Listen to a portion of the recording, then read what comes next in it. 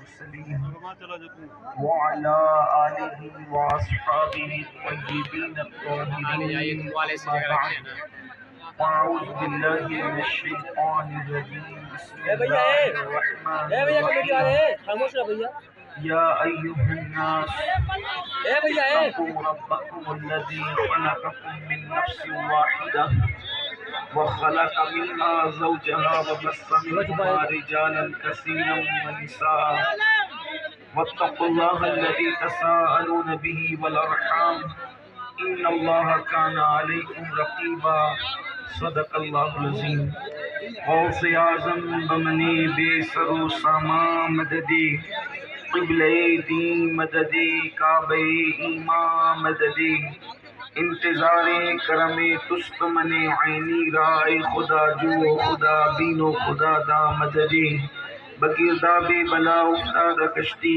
ضعیفانو شکستہ رات و پشتی محق حضرت علامہ شفیق الرحمن صاحب قبلہ مجدد لہ العالی وہ حضرت علامہ قمر عالم صاحب قبلہ سابق شیخ الحدیث جامعہ علیمیہ جدہ شاہی وہ جمیع ذوی الاحترام ذوی الاحتشام باصفا علماء کرام حاضرین محفل پردہ نشین ماں اور بہنوں السلام علیکم ورحمۃ اللہ وبرکاتہ۔ انتہائی احترام و عقیدت کے ساتھ اپنے اور ساری کائنات کی مرکزی عقیدت انیس بے کساں چارہ ساز درد مندہ ہم غریبوں کی غمگسار ہم فقیروں کی ثروت شہر یار ارم تاجدار حرم نوبہار شفاعت شب اسرا کے دولہا نوشے بزم جنت دانائے سبل مولائے کل ختم الرسل خسروے خوباں سیاح لامکاں وجہ کن فکاں در اللہ المکنون سر اللہ المخزون عالم ما کان وما یکون آب و گل انبیاء جانو دل اصفیاء مطلع ہر سعادت مقطع ہر سیادت خلاصہ کائنات فخر موجودات حضور احمد مجتبی محمد مصطفیٰ ارواحنا فدا صلی اللہ تعالی علیہ وآلہ وصحبہ وبارک وسلم کی بارگاہ بے کس پناہ میں جس طریقے سے پڑھاؤں بلند آواز سے میرے ساتھ مل کر پڑھیں الصلاۃ والسلام علیک یا رسول اللہ، الصلاۃ والسلام علیک یا نبی اللہ، الصلاۃ والسلام علیک یا حبیب اللہ وعلی آلک واصحابک یا نور اللہ صلی اللہ تعالی علیہ وسلم۔ رخ دن ہے یا مہر سما یہ بھی نہیں وہ بھی نہیں، شب زلف یا مشک خدا یہ بھی نہیں وہ بھی نہیں، بلبل نے گل ان کو کہا قمری نے سروے جاں فضا حیرت نے جھنجلا کر کہا یہ بھی نہیں وہ بھی نہیں،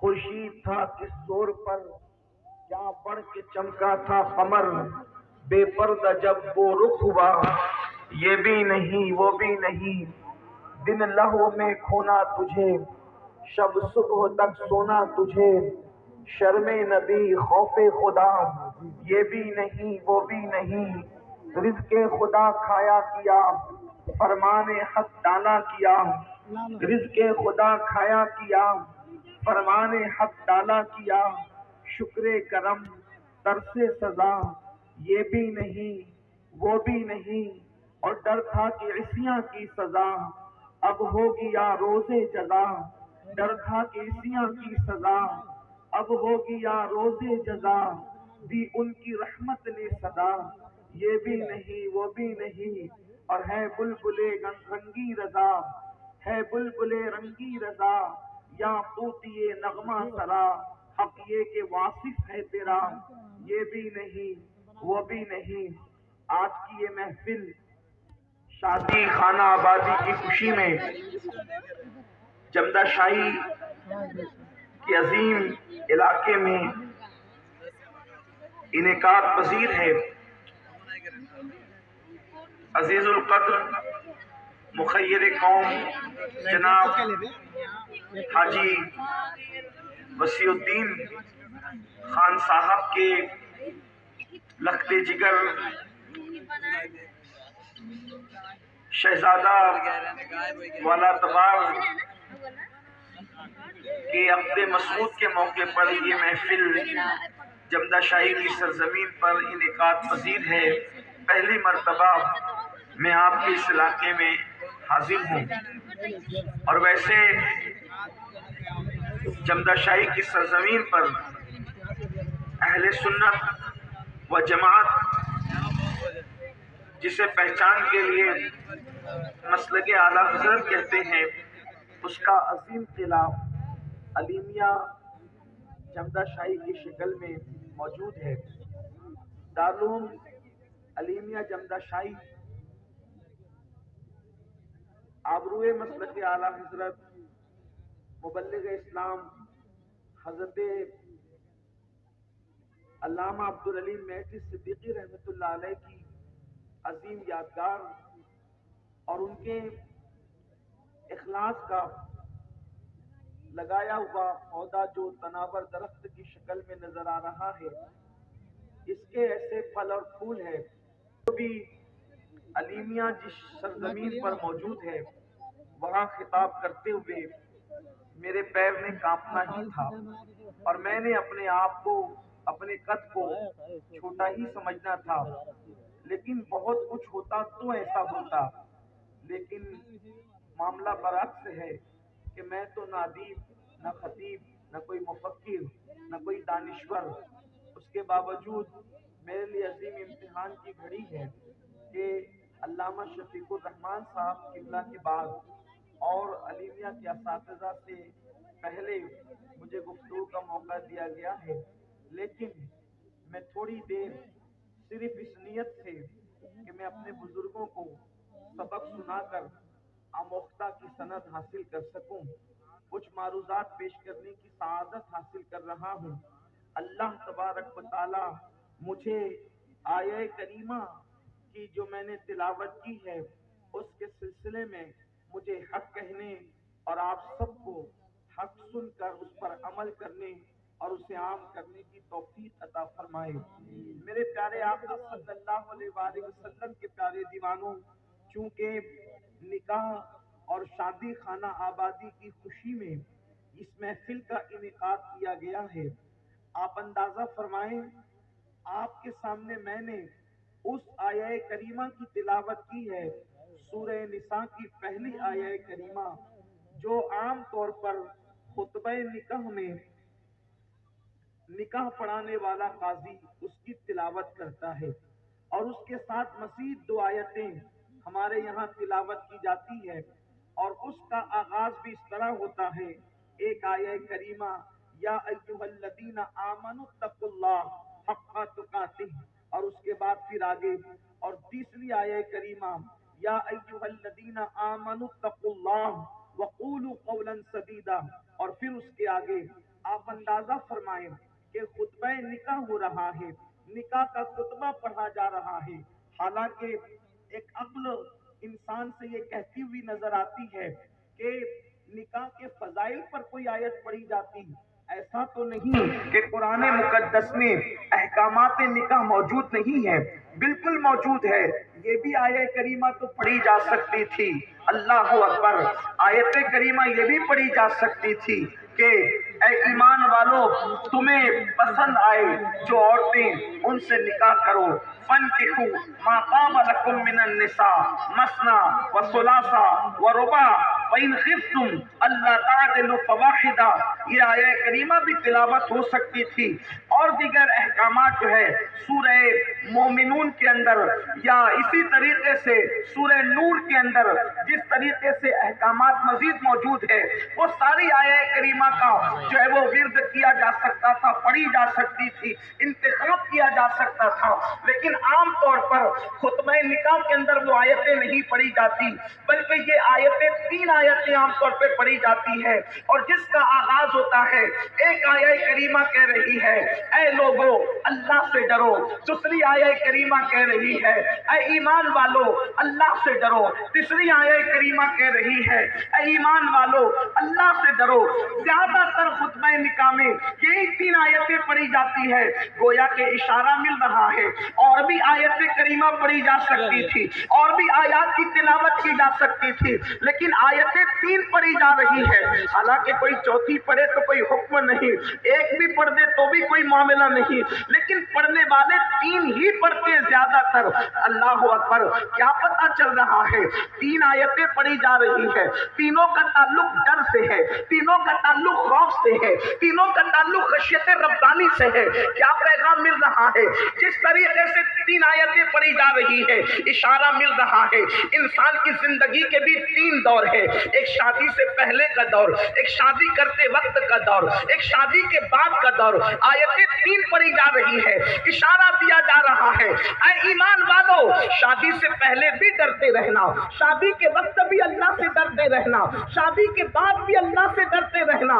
اللہ اکبر، شادی سے پہلے تمہارے وجود پر خشیت ربانی کا پیرا ہو، شادی کرتے وقت بھی خشیت ربانی کا پیرا ہو، شادی کے بعد بھی خشیت ربانی کا پیرا ہو۔ اللہ اکبر، آئیے پہلے ایک بات آپ سے عرض کروں، یہ خشیت کیا ہے، اللہ کا خوف کیا ہے؟ ایک بات اچھی طرح یاد رکھیں، دنیا کے اندر لوگ جو جرائم کرتے ہیں اس کی سب سے بڑی وجہ یہ ہے دلوں کے اندر اللہ کا خوف موجود نہیں، دلوں کے اندر خشیت موجود نہیں۔ اگر آج جوؤں کے اڈوں کو کوئی آباد کر رہا ہے، اللہ کی خشیت سے دل خالی ہو چکا ہے، اگر کوئی شراب کے اڈوں کو آباد کر رہا ہے، اللہ کی خشیت سے دل خالی ہو چکا ہے، اگر آج اللہ اکبر کوئی سود کے دھندے کر کے اپنے لیے جہنم کا سامان کر رہا ہے، اللہ کی خشیت سے دل خالی ہو چکا ہے۔ یاد رکھنا سارے جرائم کی جڑ یہ ہے اللہ کی خشیت کا دل میں نہ ہونا۔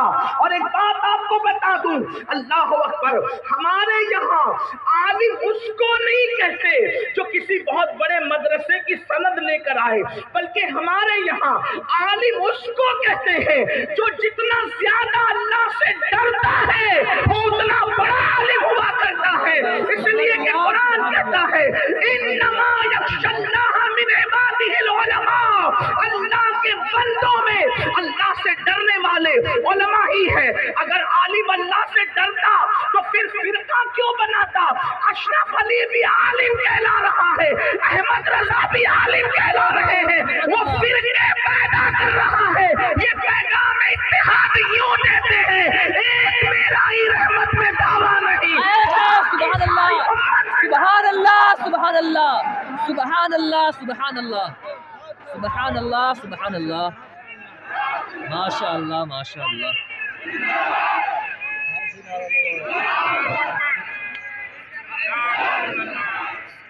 زیادہ سے زیادہ آپ یہ کہہ سکتے ہیں وہ لوگ پڑھے لکھے تو ہیں لیکن عالم نہیں ہیں، اس لیے کہ عالم ہوتے تو اللہ کی خشیت دل میں موجود ہوتی، اور جب اللہ کی خشیت دل میں موجود ہوتی تو خدا کے محبوب کی بے ادبی کرتے نظر نہ آتے، خدا کے محبوب کی توہین کرتے نظر نہ آتے۔ پتہ چلا ہر جرم کی وجہ اللہ کا خوف نہ ہونا، اللہ کی خشیت نہ ہونا، دلوں سے خوف خدا کا نکل جانا۔ میرے پیارے آقا صلی اللہ علیہ وآلہ وسلم کے پیارے دیوانوں، لوگ پڑھ لکھ کر کے بم کیوں برساتے ہیں اللہ کے بندوں پر؟ اس لیے کہ اللہ کا خوف دل میں موجود نہیں ہے۔ ڈاکٹر بن کر کے کڈنی کیوں چراتے ہیں؟ دل میں اللہ کا خوف موجود نہیں ہے۔ اللہ اکبر، سامان میں ملاوٹ کیوں کرتے ہیں؟ اس لیے کہ دل میں اللہ کا خوف موجود نہیں ہے۔ پتہ چلا جس دل میں خشیت ربانی بس جاتی ہے، جس دل میں اللہ کا خوف بس جاتا ہے، پھر وہ بندہ فرشتوں سے آگے نکلتا ہوا نظر آتا ہے میرے آقا صلی اللہ علیہ وسلم کے دیوانوں. اسی لیے تو میرے آقا مصطفیٰ کریم رؤوف الرحیم صلی اللہ علیہ وسلم ارشاد فرماتے ہیں جب کوئی اللہ کے خوف سے کانپتا ہے تو اس کے گناہ ایسے جھڑتے ہیں جیسے پتجھڑ کے موسم میں درخت سے پتے جھڑتے ہیں. اگر کوئی اللہ کے خوف سے روتا ہے اور اس کی آنکھ سے مکھی کے سر کے برابر آنسو نکل جاتا ہے, اللہ اس کے سر پر, اللہ رب العزت اس کے وجود پر, اس کے چہرے پر جہنم کی آگ کو حرام فرما دیتا ہے. پتا چلا اللہ کا خوف ضروری ہے سدھرنے کے لیے, سدھارنے کے لیے. اسی لیے اللہ نے اپنے محبوب سے فرمایا یا ایھا المدثر قم فانذر, اے کمبل اوڑھنے والے اٹھیے اور اپنی قوم کو ڈرائیے. اللہ اکبر.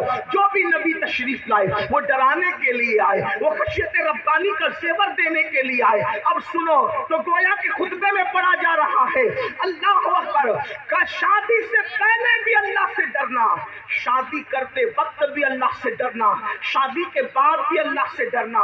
اب کیا پتا چلا شادی سے پہلے ڈرنے کا مطلب کیا؟ مثال کے طور پر اگر کوئی بندہ بالغ ہو جائے یا کوئی بچی بالغ ہو جائے اور اس کے بعد اللہ اکبر جوانی کی دہلیز پر قدم رکھے. اب ہوتا کیا ہے, جوانی لاابالی ہوتی ہے, جوانی دیوانی ہوتی ہے, جوانی کے اندر ٹھہراؤ نہیں ہوتا, جوانی کے اندر جذباتیت ہوتی ہے, جوانی کے اندر بہاؤ ہوتا ہے, جوانی کے اندر اللہ اکبر چلبلا پن ہوتا ہے, جوانی کے اندر آنے والے حالات پر جو ہے وہ نظر نہیں ہوتی, سوچ میں گہرائی نہیں ہوتی, سوچ میں گہرائی نہیں ہوتی. انسان نتیجے سے بے خبر ہو کر کے اپنی ساری خواہشات کو عملی جامہ پہنانے کی کوشش کرتا ہے. تو بتایا جا رہا ہے شادی سے پہلے بھی اللہ سے ڈرتے رہنا. مطلب کیا؟ آج کل حالات کیا ہے, فلمیں دیکھنے کی وجہ سے, سیریل دیکھنے کی وجہ سے, گندی فلمیں دیکھنے کی وجہ سے, انٹرنیٹ کے جنگلات کے اندر اللہ اکبر, اللہ اکبر, انٹرنیٹ کے جنگلات کے اندر گم ہونے کی وجہ سے آج 17 سال کے لڑکے اور لڑکیاں شادی سے پہلے اپنا سارا سرمایہ لٹا بیٹھتے ہیں. اللہ اکبر. وہ سب کچھ کر کے اپنی حیا, اپنی غیرت, اللہ اکبر, اور وہ سب کچھ اپنا سرمایہ کھو دیتے ہیں. اللہ اکبر. پھر جب شادی ہوتی ہے تو شادی کے بعد ان کو وہ لذت نہیں ملتی, شادی کے بعد ان کو وہ زندگی نہیں ملتی, شادی کے بعد ان کو وہ خوشی نہیں ملتی. مطلب کیا؟ فلموں نے, سیریلوں نے, ناولوں نے, گندی فلموں نے, انٹرنیٹ کے جنگلات نے لوگوں کو اتنی آوارگی کی راہ پہ ڈال دیا. چھوٹی عمر میں لڑکے اور لڑکیاں, سب نہیں بلکہ کچھ کی بات کر رہا ہوں, لیکن چونکہ بات ہوتی ہے تو پھر بات کے طور پر ہوتی ہے. میں یہ نہیں کہتا کہ میری قوم بگڑ گئی, واللہ ہرگز نہیں. آج بھی میری قوم دوسری قوم سے بہت زیادہ بہتر ہے, لیکن چونکہ ہم آئے ہیں اصلاح کے لیے تو دل کی بات اگر دلبر سے نہ کہیں گے تو کس سے کہیں گے, دل کی بات اگر دلدار سے نہ کہیں گے تو کس سے کہیں گے. اجنبیوں میں تھوڑی دل کی بات کہی جاتی ہے. میرے پیارے آقا صلی اللہ علیہ وسلم کے دیوانوں, 17 سال کے لڑکے اور لڑکیاں کبھی زنا, کبھی بدکاری کے اندر ڈوب جاتے ہیں. شادی سے پہلے سب کچھ لٹا دیا جاتا ہے. آیے کریمہ میں اشارہ ہو رہا ہے شادی سے پہلے بھی اللہ سے ڈرتے رہنا. یعنی اے نوجوان, اگر تو بالغ ہو چکا ہے تو بالغ ہونے کے بعد تو زنا کے اڈے کی طرف نہ جانا, تو بدکاری کے اڈے کی طرف نہ جانا. کیا ہے یہ زنا؟ اب میں بار بار زنا کا نام نہیں لوں گا اس لیے کہ چھوٹے بچے اور بہنوں کا بھی خیال ہے.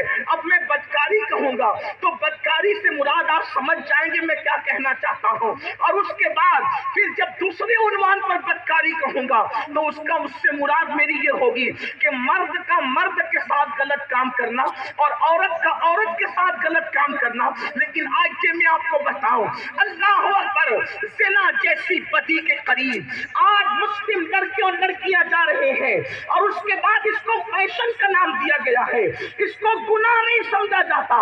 سن لو, اللہ کے رسول صلی اللہ علیہ وسلم غیب کا نبی ارشاد فرماتے फरमाते हैं, जो लोग बदकारी करते हैं अल्लाह तबारक व तआला उनको 6 मुसीबतों में गिरफ्तार फरमा देता है, उनको 6 मुसीबतों में गिरफ्तार करता है।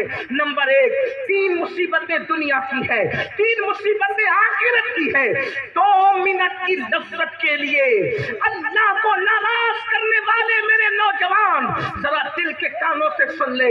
मेरे आका इरशाद फरमाते हैं, सबसे पहले उसके चेहरे की रौनक खत्म की जाती है, उसके चेहरे का नूर खत्म किया जाता है। आज पूछना चाहता हूँ, कल का हमारा 50 साल पहले का जवान 18 साल की उम्र में उसका चेहरा देखो तो खिलते हुए गुलाब की तरह लगता था। उसके रुखसार ऐसा लगता था जैसे किसी झील में अभी किसी लाला ने मुस्कुराया हो। उसके होठों को देखकर लाली यमन की सुर्खी याद आती थी, उसकी आंखों को देखकर अल्लाह अकबर नरगिस के फूल याद आते थे, उसके चलने को देखकर हरन का चौकड़ी भरना याद आता था। क्या हो गया? बुरा हो सिना और बदकारी का आज ये सुनी सुनी आंखें, ये अल्लाह अकबर, ये अजीब से अल्लाह अल्लाह उलझे हुए बाल और ये बेरौनक चेहरे, ऐसा लगता है जैसे किसी वहशत में मुब्तला है, जैसे किसी कब्र से मुर्दे को निकाल के लाया गया है। मेरे आका अलैहिस्सलाम के दीवानों, आज सबसे ज्यादा नौजवान लड़के और लड़कियां अगर किसी चीज पे खर्च कर रहे हैं तो कॉस्मेटिक आइटम पर खर्च कर रहे हैं, बहुत ज्यादा हुस्न पे खर्च हो रहा है, बहुत ज्यादा ब्यूटी पे खर्च हो रहा है। लेकिन पूछना चाहता हूँ, सुन लो, अगर जिना करते रहोगे तो करोड़ों रुपयों का मेकअप भी तुम्हें वो हुस्न नहीं दे सकता। दामन बनते चले जाओ, खुदा तुम्हारे चेहरे को जगमगाता रहे। जमीन के ऊपर भी चेहरा जगमगाएगा, जनाजे में भी चेहरा जगमगाएगा, कब्र में भी चेहरा जगमगाएगा और मैदान महशर में वुजू की बरकतों से चेहरा 14वीं रात की तरह जगमगाता नजर आएगा।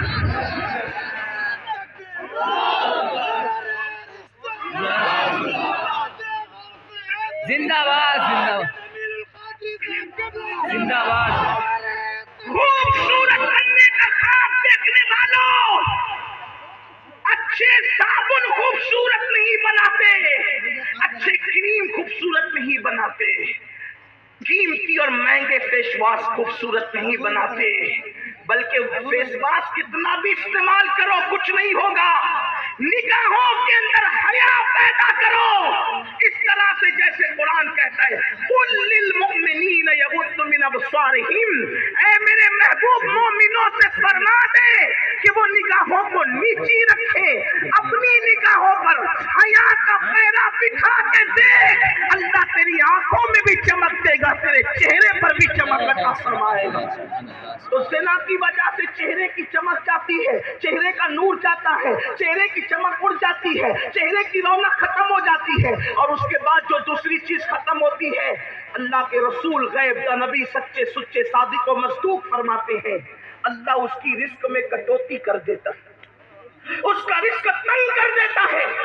आज दौलत के लिए सऊदी तक जाने वालों, दौलत के लिए दिल्ली और कलकत्ता तक का सफर करने वालों, दौलत के लिए दुबई तक का सफर करने वालों, अपने वतन को छोड़कर दौलत के लिए मारे मारे फिरने वालों, अगर जिना से तुम्हारा रिश्ता कायम है तो गैब का नबी कासिम नेमत फरमा रहे हैं कि जिसने जिना किया अल्लाह उसकी रोजी में तंगी पैदा करे, रोजी तंग होगी, रोजी में तंगी होगी। और तीसरी चीज मेरे आका मुस्तफा जान रहमत सल्लल्लाहु अलैहि वसल्लम फरमाते हैं, अल्लाह उसकी उम्र को भी शॉर्ट कर देता है, मुख्तसर कर देता है। चेहरे की रौनक गई, रिस्क से बरकत गई, उम्र कम हो गई। और आखिरत में जो 3 उस पर मुसीबतें हैं, नंबर 1, अल्लाह उसका हिसाब सख्ती से लेगा, अल्लाह उसके साथ कलाम नहीं फरमाएगा और वो दायमी तौर पर अजाब के अंदर मुब्तला रहेगा। दायमी से मुराद बहुत देर तक, बहुत लंबी मुद्दत तक, बहुत देर तक वो अजाब में मुब्तला रहेगा। और अजाब भी कैसा? फकी अबुल्लाह समरकंदी रहमतुल्लाहि ताला अलैह लिखते हैं, जहन्नमी जब जहन्नम में जाएंगे तो सबका हाल बुरा होगा, लेकिन वो जानी, वो बदी और बदकारी कर جہنم میں داخل کیے جائیں گے تو ان کے ہاتھوں میں آگ کی زنجیریں ہوگی، آگ کی زنجیر۔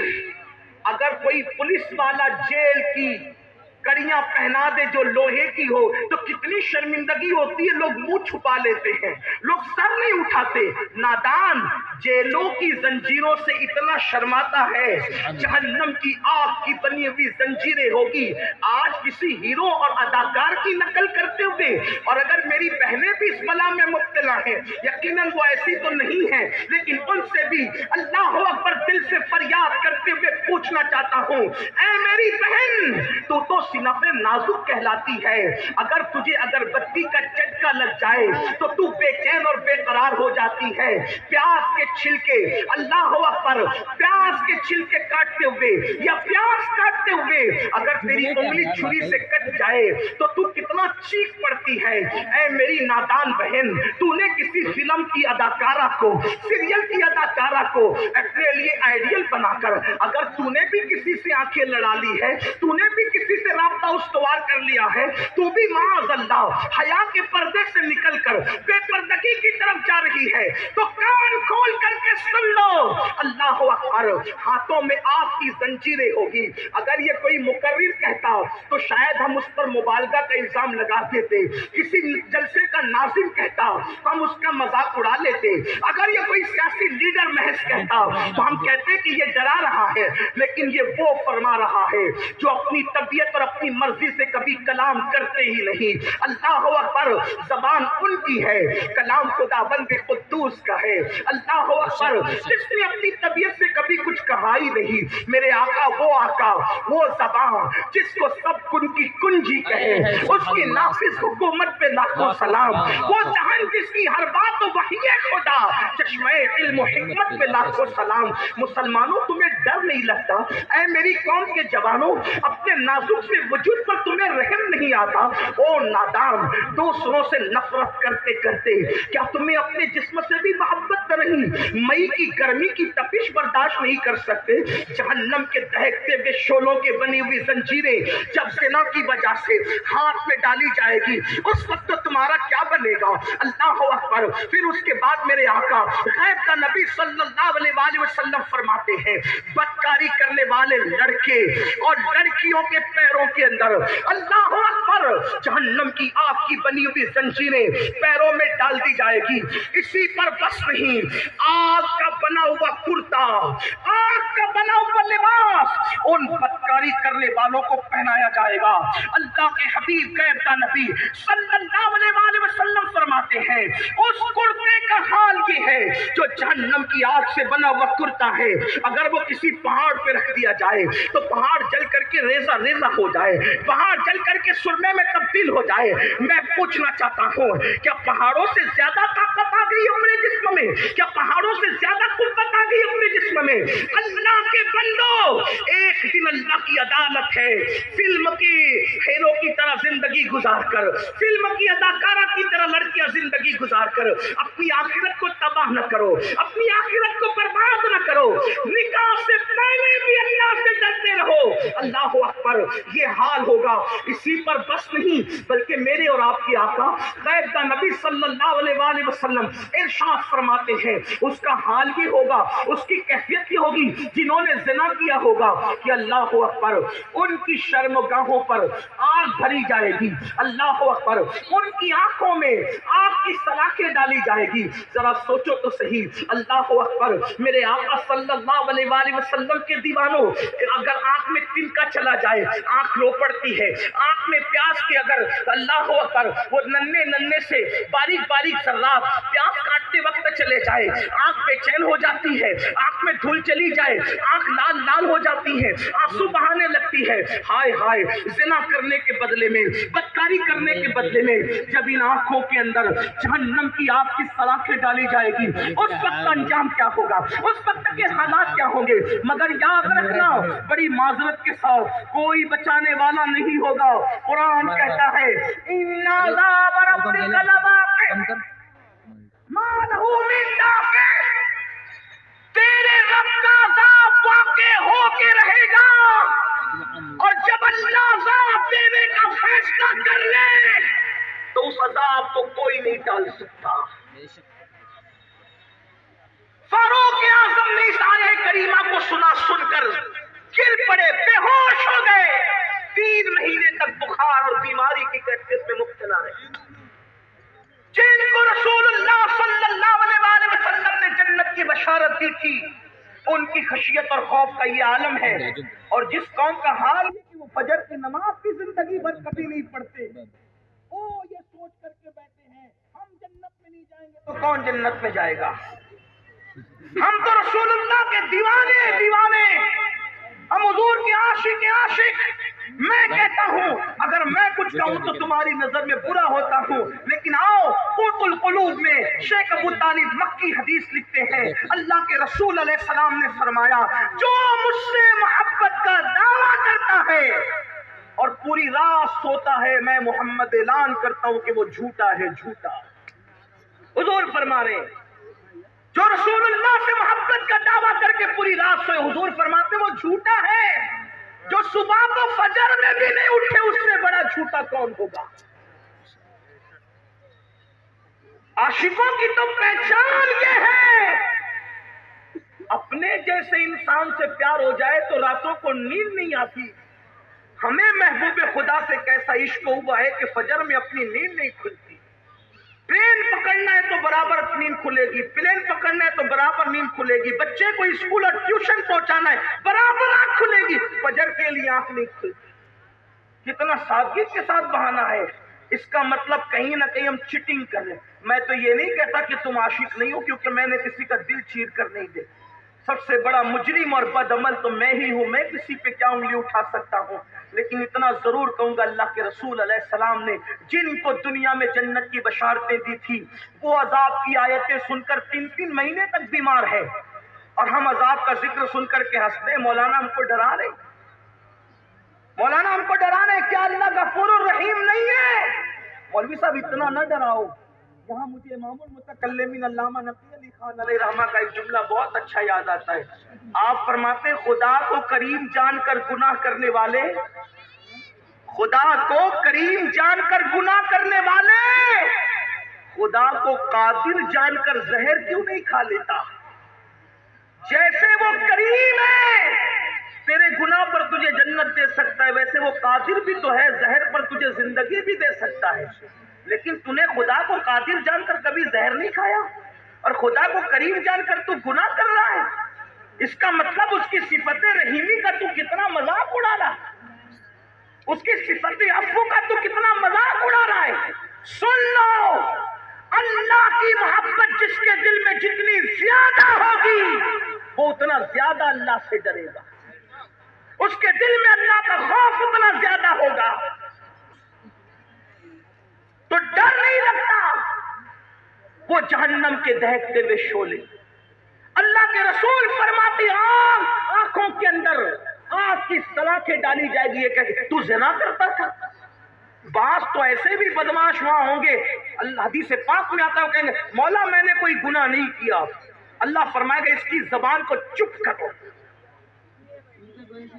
قرآن کہتا ہے وَتُكَلِّمُنَا أَيْدِيهِمْ وَتَشْهَدُ أَرْجُلُهُمْ بِمَا كَانُوا يَكْسِبُونَ، زبان چپ کر دی جائے گی اور کلام کریں گے اس کے اعضاء، پھر ہاتھ کہے گا مولا میں نے تو حرام پکڑا تھا، پیر کہے گا مولا میں حرام کی طرف چل کر گیا تھا، ران کہے گی میں نے زنا کیا تھا، آنکھ کہے گی میں نے پاپ کیا تھا۔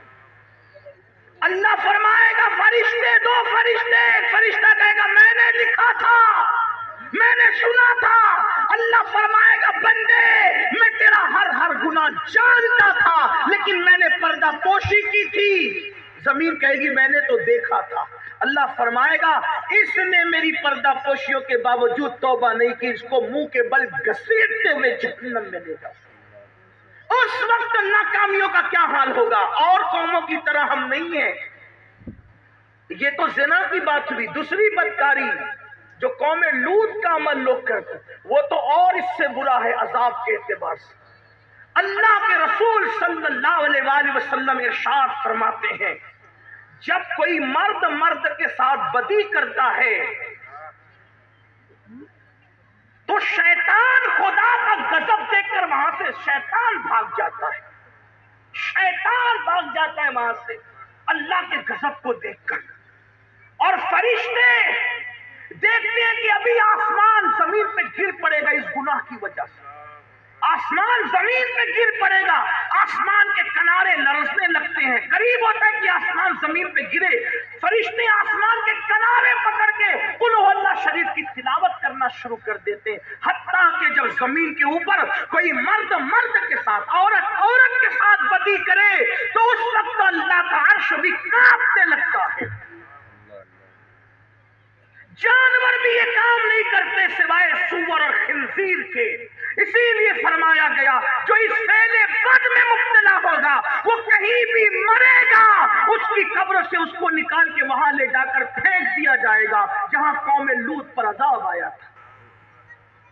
قرآن کہہ رہا ہے ڈرو، اللہ سے ڈرو، مطلب شادی سے پہلے ڈرو، پاک دامن رہو، لڑکے بھی رہیں لڑکیاں بھی رہیں۔ ایک روایت مجھے یاد آتی ہے، صاحب درۃ الناصحین لکھتے ہیں، علامہ عثمان ابن حسن، جس کو میں اپنے الفاظ کے جامع میں پیش کرتا ہوں اختصار کے ساتھ۔ دیکھو جوانی دیوانی ہی ہوتی ہے، لیکن اگر دونوں میں کوئی ایک اللہ سے ڈرے تو لڑکیاں بھی پھسل نہیں سکتی، لڑکے بھی پھسل نہیں سکتے۔ شادی سے پہلے پاک دامن رہو۔ ایک بات یہ بھی کہوں، جو شادی سے پہلے پاک دامن رہے گا اگر مرد ہے تو اللہ اس کو پاک دامن بیوی دے گا، اور عورت ہے تو اللہ اس کو شوہر بھی پاک دامن دے گا۔ اگر کچھ گڑبڑ ہو گئی تو توبہ کر لی تو بھی اللہ پاک دامن دے گا، اور توبہ نہیں کی ذمہ دار تم ہو، کچھ نہیں کہہ سکتا۔ لیکن اتنا ضرور کہتا ہوں اہل علم کے لیے، البر لا یبلا والذنب لا ینسى والدیان لا یموت، اعمل ما شئت کما تدین تدان۔ کہہ دیا گیا جو چاہے کر، جیسا کرے گا ویسا پائے گا۔ کسی کی تھالی جھوٹی کرے گا، کسی کا برتن جھوٹا کرے گا، تجھے بھی جھوٹا ہی برتن ملنا ہے، جھوٹا برتن تجھے بھی ملنا ہے، یاد رکھنا۔ اس سے بڑھ کر کیا کہوں، لیکن سچی جو توبہ کر لے اللہ توبہ کا قبول کرنے والا۔ صاحب درۃ الناصحین لکھتے ہیں کیا، دیکھو پہلے کی بیٹیاں کیسی ہوتی تھی، آج تو ذرا سی کسی کے حسن کی تعریف کر دیا ایسی بھولی بھالی کہ سب کچھ لٹا بیٹھی، الا ماشاءاللہ۔ علامہ عثمان ابن حسن لکھتے ہیں کہ حسن نام کا ایک جوان، حسن نام کا ایک جوان، گھر والوں نے کہا بیٹے جاؤ بازار سے کچھ لے آؤ۔ بازار گئے، دیکھا خوبصورت سی لڑکی ہے، اس لڑکی کو دیکھا تو اس کی حسن کی تعریف کر دی، حسن کی تعریف کی۔ اس لڑکی نے کہا اے جوان اللہ سے ڈر۔ حسن کہتے ہیں میں اس کے حسن میں اتنا ڈوب چکا تھا کہ اللہ سے ڈر یہ جملہ میں میرے دل پر کوئی اثر نہ کر سکا، کیونکہ میں سمجھ بھی نہ سکا، اتنا ڈوب چکا تھا۔ دریائے حسن میں ایسا غوطہ زن تھا کہ مجھے خیال ہی نہ کہ مجھ سے کیا کہا جا رہا ہے۔ میں نے کہا تیری آنکھیں کتنی خوبصورت، اس نے کہا رک میں تیرے حسن تیری محبت کا بھی علاج کرتی ہوں۔ گئی، تھوڑی دیر کے بعد ایک بوڑھی کنیز آئی، اور آنے کے بعد اس نے کہا اے لڑکے، ابھی ایک لڑکی کا کی حسن اور آنکھوں کی تو نہیں تعریف کی؟ کہا میں نے کی، میں خوش تھا کہ محبت کا پہلا تیر نشانے پہ جا کے لگا۔ تو کہا کہ اس نے تجھے تحفہ دیا، میں نے جیسے ہی تشت سے کپڑا ہٹایا تو دیکھا کہ دو کٹی ہوئی آنکھیں تھی، اس سے خون بہ رہا تھا۔ میں نے پوچھا یہ کیا ہے؟ تو کہا یہ چٹھی ہے۔ چٹھی دیکھا تو اس پہ لکھا تھا اے لڑکے، تو نے کہا میری آنکھیں خوبصورت ہیں، مطلب یہ کہ میری خوبصورت آنکھیں لوگوں کو فتنے میں مبتلا کرتی ہے، یہ میں نے آنکھیں کاٹ کے تجھے بھیج دی، مجھے بھول جانا۔ میں اندھی بن کے رہ تو سکتی ہوں لیکن پاپی بن کے نہیں رہ سکتی، یہ آنکھیں اٹھا جا، اب مجھے کبھی یاد نہ کرنا۔ حسن کہتے ہیں میں رونے لگا، یا اللہ میرے ایک فکرے نے، میرے دو فکروں نے کسی کو اندھا کر دیا، کسی کی زندگی ویران کر دی۔ اب اتنی خوبصورت لڑکی اندھی ہو گئی، اس کے ساتھ کون رشتہ کرے گا، کون نکاح کرے گا؟ ایسے میں یہ سوچتے ہوئے گھر آیا، روتا رہا۔ روتے روتے خیال آیا حسن یہ کیسی توبہ ہے کہ دل دکھاؤ بندوں کا، معافی مانگو اللہ سے، یہ کیسی توبہ ہے؟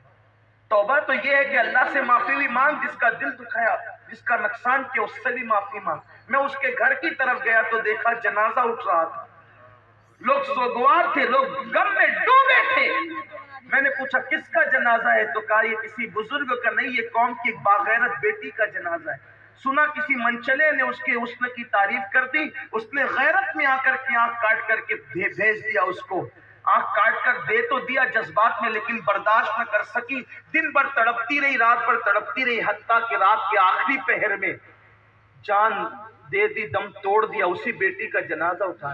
حسن کہتے ہیں کہ حسن تیرے فکروں نے کسی کی آنکھ نہیں کسی کی جان لے لی۔ اس دن حسن نے عہد کیا مولا توبہ کرتا ہوں، آج کے بعد کوئی لڑکی تو لڑکی، کسی لڑکے پر بھی میں جان بوجھ کر نظر بھر کے نظر نہ ڈالوں۔ اور جب توبہ کی تو پھر توبہ کے بعد مولا علی جیسا پیر، استاد اور مربی نصیب ہوا، اور پھر اسی ہستی کو لوگوں نے سیدنا امام حسن بصری کے نام سے جانا۔ عثمان ابن حسن نے کہاں تک انصاف کیا میں نہیں جانتا، لیکن ان پر اعتماد کرتے میں نے یہ بات آپ کے سامنے پیش کی۔ قوم کی بیٹیاں کل تک اتنی باغیرت تھی کہ کسی بیٹی کی استقامت کسی جوان کو ولایت کی منزل تک لے جانے کے لیے کافی ہو رہی تھی۔ اور آج کی بیٹیوں کو کیا ہو گیا؟ کوچنگ میں جا رہی بے پردہ، کالجوں میں جا رہی بے پردہ، ڈگریاں لینے کے لیے بے پردہ۔ میں نے کہا آگ لگے ایسی ڈگری کو، آگ لگے ایسی ترقی کو جو اسلامی غیرت اور حمیت کی قربانی دینے کے بعد ملے۔ ساری ڈگریاں بعد میں ہیں، رسول اللہ کی وفا کی ڈگری پہلے ہے، حیا پہلے ہے، غیرت پہلے ہے۔ بلکہ میں تو مسلمانوں سے کہتا ہوں اگر تمہاری بیٹیاں بے پردہ ہو کر تعلیم حاصل کرے تو تمہیں شرم نہیں آتی؟ جتنا اور سمے تم قوالوں پہ لٹا دیتے ہو، اگر اتنی رقمیں بچا لو۔ جو اپنے بچوں کی شادیوں میں تم منگنی پر فضول خرچیاں کرتے ہو، 10 لاکھ کے کوئی حیدرآباد میں، کوئی دلی میں، کوئی بنگلور میں، کہاں 10 15 لاکھ کے صرف ہال کرتے ہیں۔ کاش کہ اگر یہ رقمیں بچ جائیں، عرس کی فضول خرچی، شادیوں کی فضول خرچی، ساتھ ہی ساتھ ایک اور ایڈ کر لیں مجھے معاف کرتے ہوئے، چونکہ میں علیمیہ کے دامن میں کھڑے ہو کر کے مبلغ اسلام کے لگائے ہوئے درخت کے نیچے گفتگو کر رہا ہوں، مجھے یقین ہے حق بات کی تائید کی جائے گی، مجھے روکا اور ٹوکا نہیں جائے گا۔ اور میں کہتا ہوں عرس کی فضول خرچی بھی ختم ہو اور شادیاں کی فضول خرچی بھی ختم ہو، لیکن جلسوں کی فضول خرچیاں بھی ختم ہو اور اس کو تعلیمی اداروں پر لگایا جائے۔ اگر ایسا ہو گیا تو میں کہتا ہوں علیمیہ جیسے ایک نہیں، ہندوستان میں سینکڑوں ہزاروں کی بہاریں نظر آئیں۔ نعرے تکبیر، نعرے رسالت، اصلاح معاشرہ کانفرنس، اولاد غوث اعظم، اولاد غوث اعظم، عشق محبت، عشق محبت، عشق محبت، عشق محبت، نعرے تکبیر، نعرے رسالت۔ مجھے پتا ہے میرے جیسا آدمی عرس اور شادی پر تو بول جاتا ہے، جلسے پہ اس لیے نہیں بولتا کہ جلسے سے میرا تعلق ہے، لیکن یاد رکھنا اگر ہم نے جلسوں کی فضول خرچی پہلے ختم نہیں کی تو شادی اور عرس کی فضول خرچی کبھی ختم نہیں ہو سکتی، اس لیے کہ جلسے میں بولنے والا باعمل نہیں ہوگا۔ جب وہ خود کہے گا کہ مجھے جب تک 50,000 میرے اکاؤنٹ میں نہیں ڈالو گے میں نہیں آؤں گا، تو دین بیچنے والوں نے پھر انقلاب کون سا بپا انقلاب تو مبلغ اسلام عبدالعلیم جیسے بے نفس لوگوں سے آتا ہے، انقلاب تو قائد اہل سنت شاہ احمد نورانی جیسے لوگوں سے آتا ہے کہ پوری دنیا میں گھومتے رہے مگر خود کا کھانا بھی نہ کر سکے، اس لیے کہ جانتے تھے اللہ وہ چڑیا کوے گھونسلے بناتے ہیں، عقاب کبھی گھونسلہ نہیں بناتا۔ تیرا نشیبن قصر سلطانی کے گنبد پر تشائی ہے بشیرہ کا پہاڑوں کی چٹان۔ نعرے تکبیر، نعرے رسالت، اولاد غوث اعظم، اولاد غوث اعظم، نعرے تکبیر، نعرے رسالت۔ یہ مطلب مراد نہ لیا جائے کہ جو علماء اور خطبہ گھروں میں رہتے ہیں وہ کوئی چڑیا کو بھی ایسا ہرگز مفہوم مختلف مراد نہ لیا کرے، لیکن اگر دین بیچ کر کے گھر بنانا پڑے تو پھر وہ چڑیا کو وہ بتا۔ ہاں لیکن اگر قدرت عطا کر دے تو پھر بات دوسری ہے. ہاں مگر دیکھو عبدالعلیم صدیقی کا نتیجہ بتا رہا ہے مبلغ اسلام کا کہ زمین پہ خود کا گھر نہیں بنایا، پھر آخری میں خدا نے کیسا قیامت تک کے لیے ٹھکانہ عطا کر دیا کہ اگر آج مجھ سے کوئی پوچھے گے المبلغ اسلام کہاں ہے تو میں کہوں گا کسی کے بارے میں یقین سے نہیں کہہ سکتا، لیکن جو جنت البقیع میں سو رہے ان کے لیے تو کہہ سکتا ہوں کہ وہ جنت میں ابھی بھی آ رہا ہے. جب ماں کے قدموں میں جنت ہے تو رسول کے قدموں کا عالم کیا؟ پورا بقی نبی کے قدموں میں ہے، رسول اللہ کے قدم. یہ صلہ وفاؤں کا ان کو ملتا ہے جو خلوص کے ساتھ.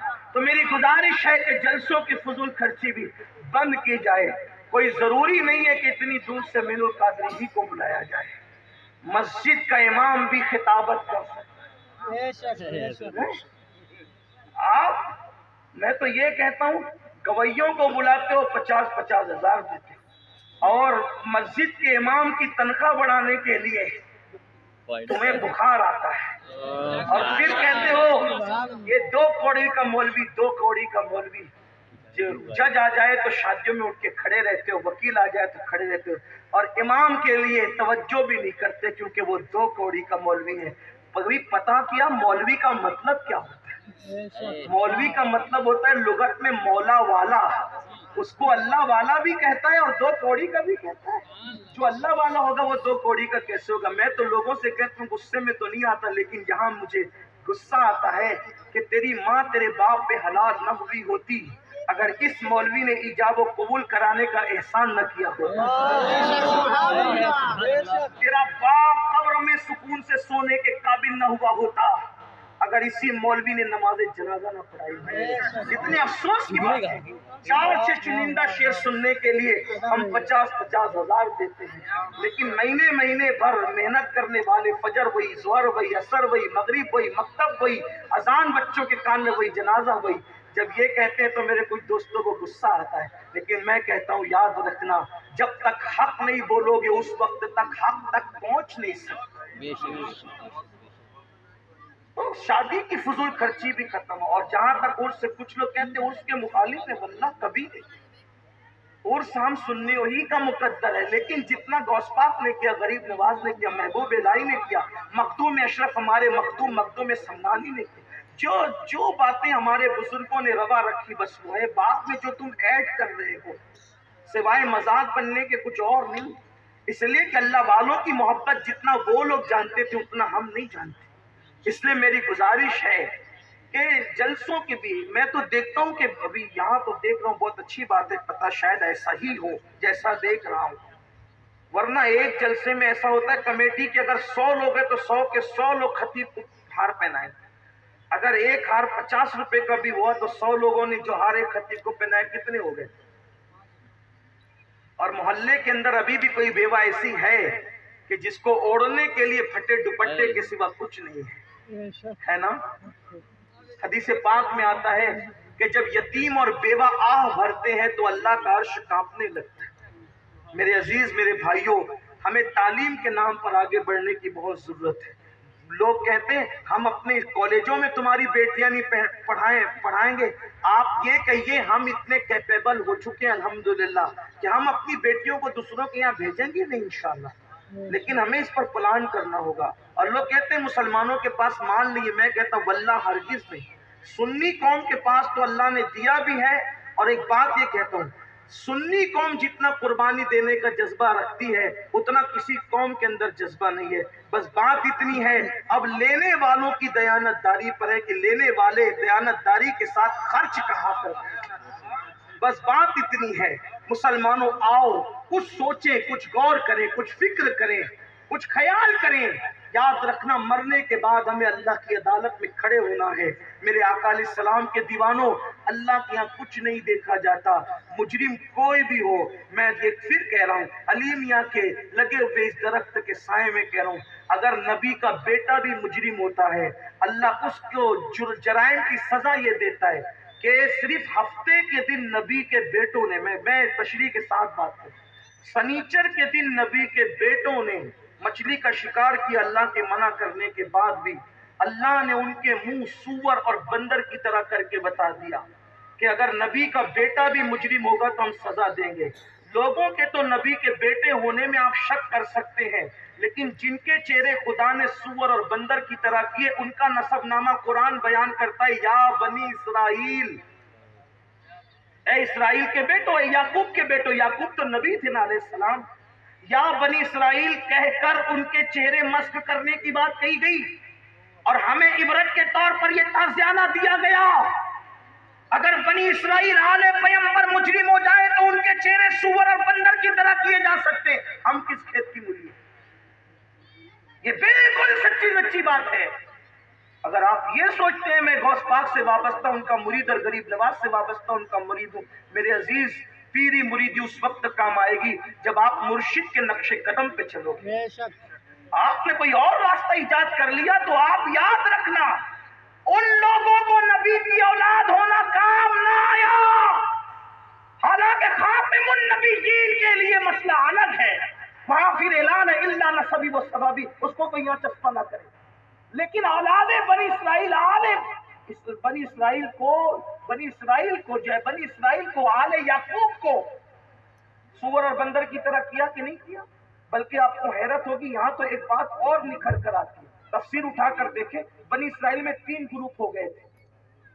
3 ग्रुप हो गए थे। नंबर एक ग्रुप वो था, कौन सा ग्रुप था वो? एक ग्रुप था शिकार करने वाला मुजरिम, दूसरा ग्रुप था शिकार न करने वाला, तीसरा ग्रुप बीच का था, वो शिकार नहीं करता था। लेकिन ये जो पहला ग्रुप था, आप इसको आज के दौर के हिसाब से अपने ज़ौक़ पर ये कह सकते हैं, ये कट्टर लोग थे। कौन लोग थे? कट्टर लोग थे। कहा तुम शिकार करते हो, जाओ, तुमसे हमारा कोई ताल्लुक नहीं, सलाम कलाम सब था। वो मुजरिम थे, ये कट्टर थे। बीच वाला सुलहकुल्ली था, कहा हम शिकार नहीं करेंगे, लेकिन तुमसे सलाम कलाम और मेल जोल भी बंद नहीं करेंगे। तो इस कट्टर ग्रुप ने कहा तुम भी जाओ, हम तुम्हारा भी बाइकाट करते हैं। ठीक, लेकिन आपको हैरत होगी, जब दोनों को अलग कर दिया तो जो मुजरिम गिरोह था वो तो सूअर और बंदर की तरह हुआ, लेकिन जो सुलहकुल्ली था वो भी सूअर और बंदर की तरह हुआ। हालांकि वो मुजरिम नहीं था बज़ाहिर, क्योंकि वो शिकार नहीं करता था, मगर जो शिकार करते थे उनको मना भी नहीं करता था, और उसकी इस गंदगी से वो नफरत भी नहीं करता। इसका मतलब ये है कि अगर तुम गुनाह न करो, तवज्जो, गुनाह न करो और गुनहगार की हाँ में हाँ मिलाओ, उसका बुरा गुनाह को बुरा ना जानो, तो तुम भी गुनाह करने वाले की तरह।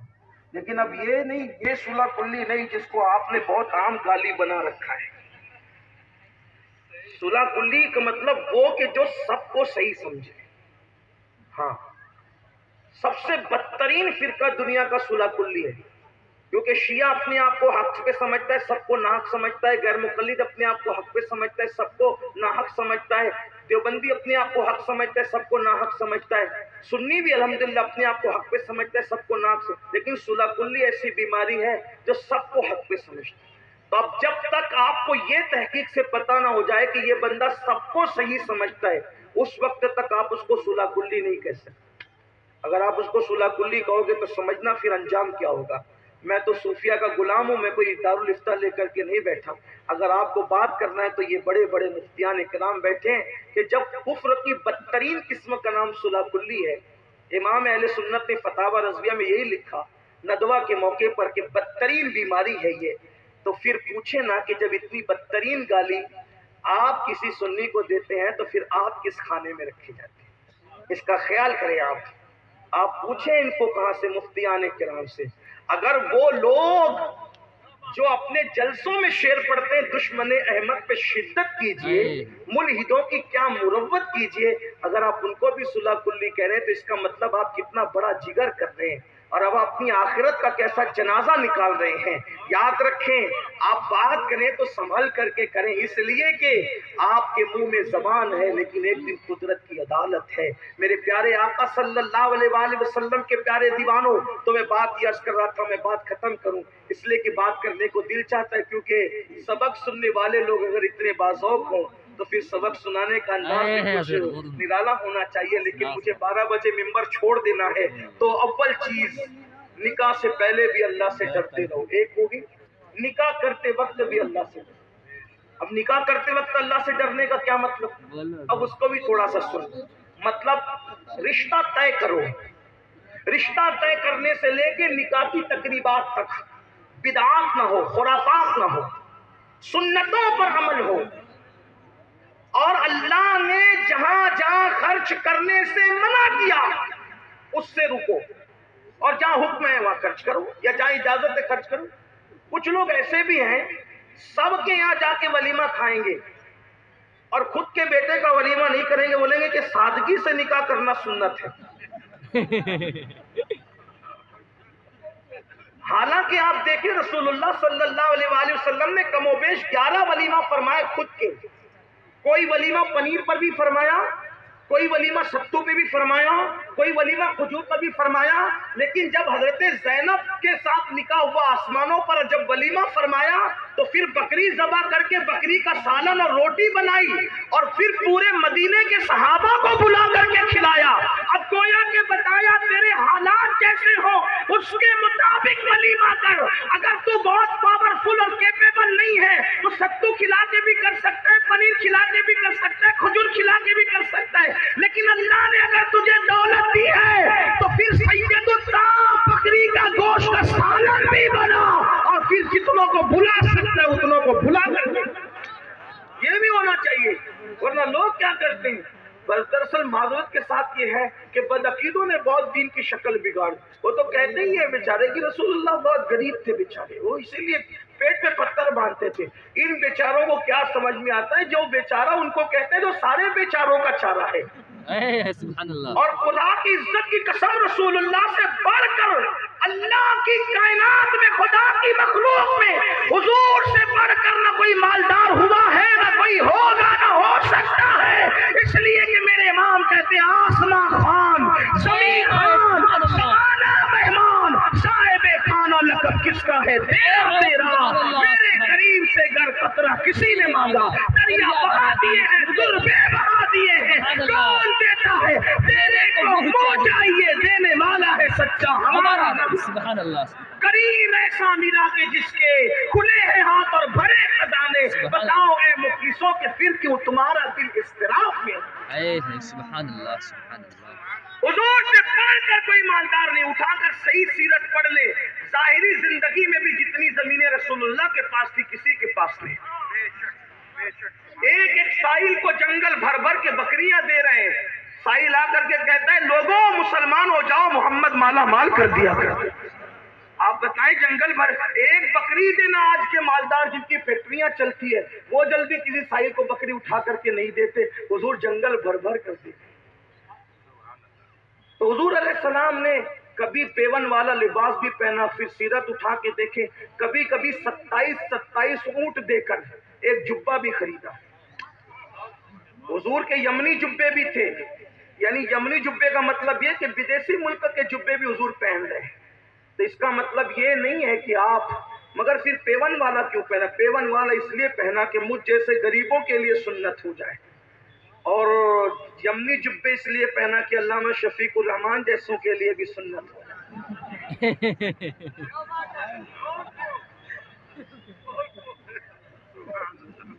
بھائی میری غربت پر سنت کا پردہ ڈال دیا. امین القادری پھٹا ہوا پہن کے آئے تو کوئی غربت کا مذاق نہ اڑائے، بلکہ کہا کہ دیکھو کتنا پیارا بندہ ہے، محبوب کی سنت پہ عمل کر رہا ہے. اور علامہ شفیق الرحمان قیمتی پہن کے آئے تو کوئی مغرور نہ کہے کہ کتنا پیارا بندہ، یہ بھی سنت پہ عمل کر رہا ہے. کیونکہ نبی جیسے غریبوں کے نبی ہے ویسے وہ مالداروں کے بھی ہے. حضور نے دونوں کے لیے سنت بنا. ستو پہ ولیمہ اس لیے کیا کہ غریبوں کے غربت پہ سنت کا پردہ آ جائے، اور بکری کا گوشت کھلا کے ولیمہ اس لیے کیا کہ مالداروں کو بھی اسوہ نصیب ہو جائے. کرتے وقت نکاح کرتے وقت اللہ سے بینڈ باجا نہیں بجانا، ڈی جے نہیں بجانا، پٹاخے نہیں پھوڑنا، پٹاخے نہیں پھوڑنا۔ لوگ کہتے ہیں پٹاخے اس لیے پھوڑتے کہ نکاح کا اعلان کر رہے ہیں، یہ اعلان بچا تھا۔ بلکہ میں تو کہتا ہوں کہ شاید تم بتا رہے ہو جیسے جہاں سے لائے ہو وہیں خرچہ کر رہے ہو، کہیں ایسا تو نہیں ہے؟ لوگوں کے دلوں کو آگ لگا لگا کر کے کمایا ہے، تو اب یہاں بھی آگ لگ رہی ہے۔ ایسا مت کرو، اپنے مال کو آگ نہ لگاؤ۔ پٹاخے کا ہمارے یہاں کیا تصور ہے، ایسا نہیں ہونا، بلکہ بڑی معذرت کے ساتھ دل جلتا ہے۔ لوگ تو اب تو میلاد النبی میں بھی پٹاخے پھوڑ رہے ہیں، کتنے افسوس کی بات ہے۔ رحمت للعالمین کی آمد کے وقت یہ خرافات، علماء اہل سنت نے کبھی خرافات کی نہ تائید کی ہے نہ کر سکتے۔ جتنا شریعت اجازت دیتی ہے کہیں بھی اتنا ہی کرو، اس سے زیادہ مت کرو۔ جتنا بزرگوں نے اجازت دی اتنا ہی کرو، اس سے زیادہ مت کرو۔ پھر بیٹی کا رشتہ بھی کرو تو میں بیٹے کا رشتہ بھی کروں۔ دیکھو اللہ سے ڈرتے ہوئے ایک بات کہتا ہوں، آج ہر آدمی رٹ لگاتا ہے بیٹی بٹیا کو رشتہ نہیں آتا، بیٹے کو نہیں آتا، کیوں پڑے ہوئے ہو کہ برادری میں آئے تو دیں گے؟ کیوں پڑے؟ مسلمان ہیں، کوئی آر والا معاملہ نہیں ہے، دے دو۔ صرف اتنا دیکھو کہ مومن ہے